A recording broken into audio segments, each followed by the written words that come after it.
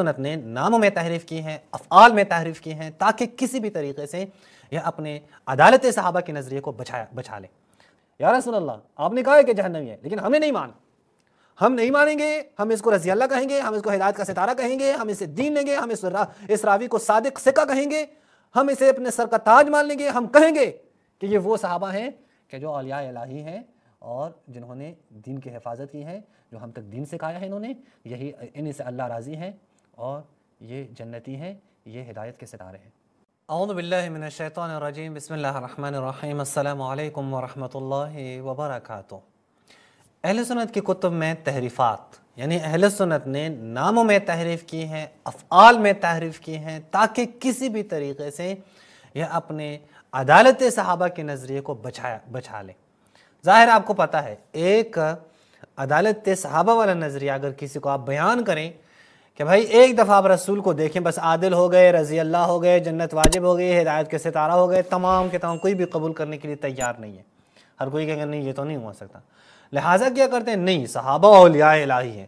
اچھا اولیاء الہی ہیں تو اولیاء الہی تو غلط کام نہیں کرتے، اولیاء الہی تو گناہ کبیرہ انجام نہیں دیتے، اولیاء الہی تو اللہ کے مقابلے میں نہیں آتے، اولیاء الہی تو اللہ سے جنگ نہیں کرتے، اولیاء الہی اللہ کے اولیاء کے خلاف نہیں آتے، اولیاء الہی تو اللہ کے اولیاء کو گالیاں نہیں دیتے، اولیاء الہی تو رسول اللہ کی بیٹی کو نہیں جھٹلاتے، اولیاء الہی تو اہل بیت کے حقوق کو نہیں جھٹلاتے۔ تو کیا کریں بھائی، صاف کریں، پاک کریں، کتابوں سے نکال دیں، یہ ساری کی ساری باتیں ہیں۔ ان میں سے ایک یہی ہے کہ جو بہت ہی مہم ہے آپ کے سامنے، اس کا نام ہے اس صحابی کا سمورہ۔ یہ ہے، آپ دیکھ سکتے ہیں، یہ مسند ابن ابی شیبہ، یہ مسند ابن ابی شیبہ جو کہ مشہور ہے اہل سنت کے ہاں، ابو بکر ابن ابی شیبہ بخاری کے استاد ہیں، اس نے لکھی ہے، اس کے صفحہ نمبر 329 پہ وہ کیا لکھتے ہیں، حدیث نمبر 827 پہ وہ کہتے ہیں اوس بن خالد سے کہ کنت اذا نزلت علی سمرۃ ابن جندب، جب میں سمرۃ ابن جندب کے پاس جاتا تو سألنی عن ابی محذورہ، تو یہ سمرہ مجھ سے ابو محذورہ کے بارے میں پوچھتے ہیں، بھائی ابو محذورہ کا کیا حال ہے بتا دیں۔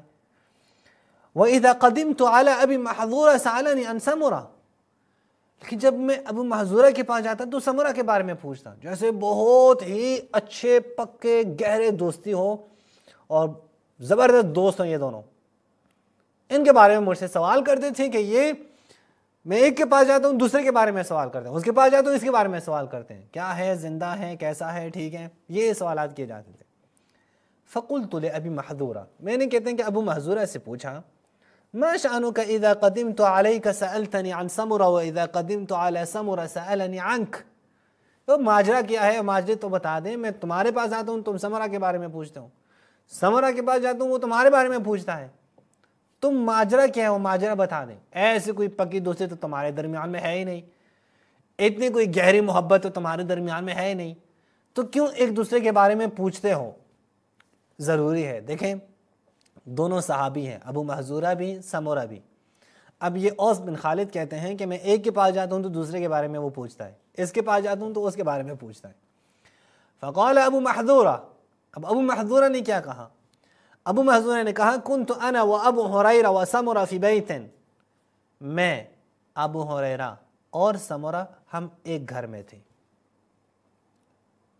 فی بیت فجاء النبی صلی اللہ علیہ وآلہ، تو اسی اثناء میں نبی کریم آئے، تو نبی کریم جب آئے تو نبی کریم نے کیا کہا، آخرکم موتا فی النار، تم میں سے جو سب سے اینڈ پہ مرے گا، جس کو سب سے اینڈ پہ مرنا ہو یعنی مرے گا، وہ کیا ہے، وہ جہنمی ہے، فی النار، وہ جہنمی ہے۔ بہت بڑی بات ہے سر اب یہ جو ہے نا، یہ جو تین موجود تھے وہاں پہ، جب بعض روایات میں کوئی 10 تک ہیں، تو ظاہر ہے ان میں سے تو ہر کوئی پوچھے گا کہ کہیں میں تو آخر میں مرنے والا نہیں ہوں، کہیں میں تو نہیں ہوں کہ آخر میں مر جاؤں گا، لہٰذا ہر کسی کو یہ ٹینشن تھی۔ اور بھئی رسول اللہ نے کہا تم میں سے سب سے آخر میں جو مرے گا وہ جہنمی ہے، چونکہ رسول کو پتہ ہے وہ جہنمی جو ہے وہ سب سے آخر میں وہ مرے گا، باقی پہلے مر جائیں گے۔ اب ضروری نہیں ہے کہ باقی جو پہلے مرے ہیں وہ بھی جنتی ہیں، نہیں ضروری نہیں ہے، لیکن رسول خدا نے بتایا ہے، نشاندہی کی ہے ایک جہنمی کی، کہ وہ جو سب سے آخر میں مرے گا وہ جہنمی ہے۔ قال فمات ابو ہریرہ ثم مات ابو محذورہ ثم مات سمرہ، راوی کہتے ہیں کہ ابو ہریرہ فوت ہوئے پہلے، پھر ابو محذورہ، پھر سمورہ۔ میرے بھائیوں، یہی روایت اہل سنت کے بہت بڑی کتاب دلائل النبوہ میں امام بیہقی نے بھی نقل کی ہے۔ امام بیہقی نے دلائل النبوہ میں نقل کیا، اور آپ کو پتہ ہے دلائل النبوہ میں روایت آنے کا مطلب کیا ہے؟ دلائل النبوہ یعنی وہ ادلہ، وہ آرگومنٹ جو رسول اللہ کی نبوت پہ دلیل ہے، رسول اللہ نے جو خبریں بتائی ہیں جو بعد میں متحقق ہونی ہیں، جو رسول اللہ کی نبوت پہ وہ دلیل ہے کہ دیکھیں اگر یہ اللہ کے نبی نہ ہوتے تو یہ غیب کی خبریں نہ بتاتے۔ یہ تو صحابی بیٹھے ہیں کہتے ہیں سب سے آخر میں جو مرے گا وہ جہنمی ہے، اور یہ واضح ہے کہ پھر سب سے آخر میں مرنے والا کون ہے؟ وہ سمورہ ہے۔ نتیجہ کیا ہوا؟ 2+2=4۔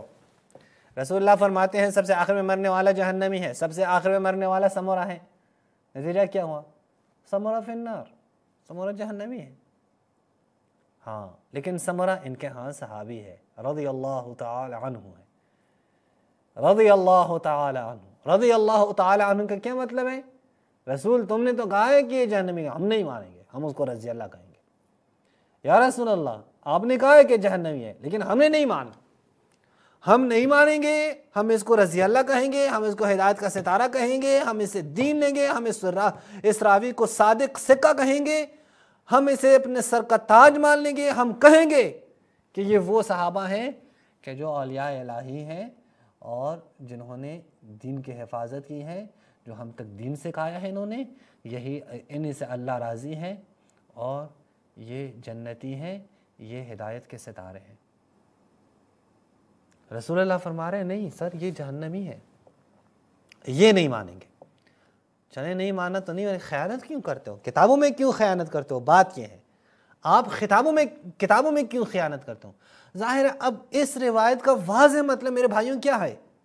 واضح مطلب سمورہ جہنمی ہے، واضح مطلب یہ ہے۔ لیکن اب یہ آ گئے ہیں سمورہ کو بچانا ہے۔ رسول نے کہا ہو تو کہا ہو، ہم نے چونکہ شیعوں کا مقابلہ کرنا ہے، ہم نے چونکہ شیعوں کو جواب دینا ہے، لہٰذا حدیث میں کیا کروں؟ تحریف کروں۔ آئیں سر اب حدیث میں تحریف ذرا آپ دیکھیں، پھر آپ کو معلوم ہوگا کہ یہ لوگ کتنی جو ہے وہ تحریف کر رہے ہیں۔ یہ آپ دیکھیں، یہ ہے کتاب کیا؟ کتاب المعجم الکبیر۔ یہ المعجم الکبیر کن کی ہے؟ جناب طبرانی صاحب کی۔ یہ المعجم الکبیر میں جز نمبر 7 یعنی 7ویں جلد پر صفحہ نمبر 177 پہ آپ دیکھیں۔ ہم تحریف کر لیتے ہیں سر، تحریف کرنا کوئی مسئلہ ہی نہیں ہے، آئے حدیثوں کو ادھر ادھر کر لیتے ہیں۔ اوس بن خالد سے کنت اذا قدمت على ابی محذورہ سألنی عن رجل، جب میں ابو محذورہ کے پاس آتا تو مجھ سے ایک شخص کے بارے میں پوچھتے تھے۔ کون؟ سمورہ، ناٹ ایک شخص، کوئی مجہول شخص نہیں ہے، واضح روایات ہے سمورہ ہے۔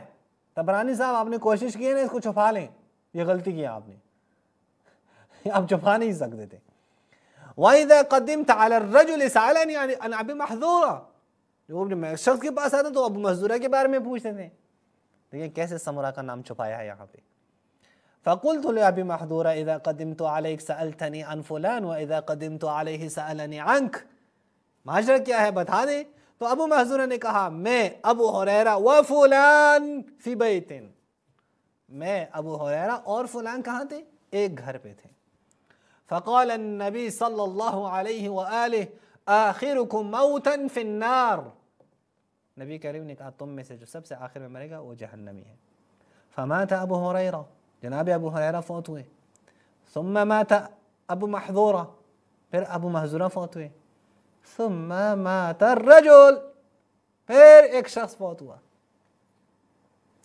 تمام بھائی اپنی حدیث ہے، اس میں تحریف کر لیتے ہیں، کیا بات ہے، خود ہی کر لیتے ہیں۔ بخاری سے لے کر مسلم سے لے کر ابو داود سے لے کر احمد بن حنبل سے لے کر طبرانی، مصنف، فلاں و فلاں، تمام تحریفوں کے شکار ہیں۔ کوئی بھی آپ کو نہیں ملے گا جس نے تحریف نہیں کی ہو۔ یہ فلاں کا آپ سرچ کرنا ہر جگہ پہ، فلاں فلاں فلاں فلاں، اسی سے صحابہ کو بچانے کی کوشش کی، پھر بھی نہیں بچا سکے، پھر بھی نہیں بچا سکے، کتنی کوشش کی ہے پھر بھی نہیں بچا سکے۔ میں اس لیے کہتا ہوں کہ عدالت صحابہ کے لیے چونکہ ایک ضد قرآن نظریہ ہے، ایک ضد حدیث نظریہ ہے، ضد اسلام نظریہ ہے، کیونکہ ایک ایسا نظریہ ہے جس کو کبھی بھی آپ دفاع نہیں کر سکتے اس کا، جس کا کبھی بھی آپ ڈیفینس کا نہیں کر سکتے، تو لہٰذا اس کے لیے کیا کرنا پڑتا ہے؟ خیانتیں کرنی پڑتی ہیں، جھوٹ بولنا پڑتا ہے اور غلط نعرے لگانے پڑتے ہیں۔ اسی عدالت صحابہ کے ضمن میں مسلمانوں کی تکفیر کرنی پڑتی ہے، تمام کے تمام لوگوں کے مال و جان کو حلال کرنا پڑتا ہے، فتوے لگانے پڑتے ہیں تاکہ صحابہ کو بچایا جا سکے، لیکن پھر بھی نہیں بچایا سکے، پھر بھی نہیں بچا سکے۔ دیکھیں 1400 سال گزر گئے ہیں نا، کتنے 100 سالوں سے یہی نظریہ اٹھایا ہوا ہے، صحابہ صحابہ صحابہ کہہ کے کتنے معصوم جانوں کو قتل کیا ہے ان لوگوں نے، کتنے گھر ویران کیے انہوں نے، کتنی نفرتیں پھیلائی ہیں انہوں نے، لیکن پھر بھی نہیں ہو سکتا۔ کیوں؟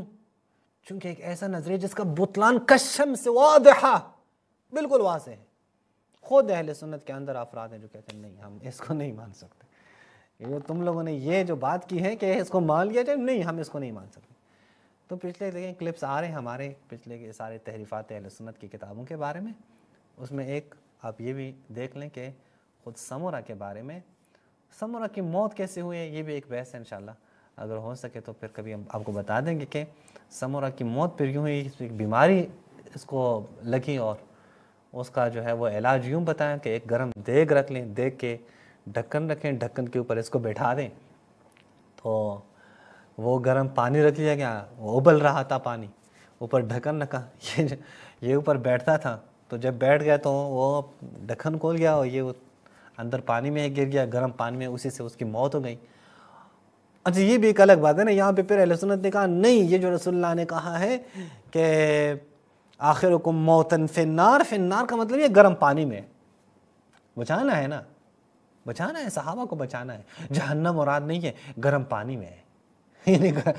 یعنی نہیں پتا، رسول اللہ کو نعوذ باللہ معلوم نہیں تھا کہ پانی کو عربی میں کیا کہتے ہیں، جو پانی کے لیے نار کا لفظ استعمال کر رہے ہیں، یعنی رسول اللہ کا مطلب یہ نار ہے، پانی ہے، یہ اسے مراد، نار سے مراد پانی ہے، نہیں، واضح ہے جہنمی ہے، مان لیں، کیوں آپ اپنی قبر کو خراب کر رہے ہیں؟ کب تک شیعوں کے خلاف، شیعوں کی مخالفت میں آپ لوگ آ کر وہ اسلامی تعلیمات، دینی تعلیمات، قرآنی تعلیمات، قرآنی مفاہیم، دینی مفاہیم، رسول اللہ کے بتائے ہوئے مفاہیم کو کب تک جھٹلائیں گے؟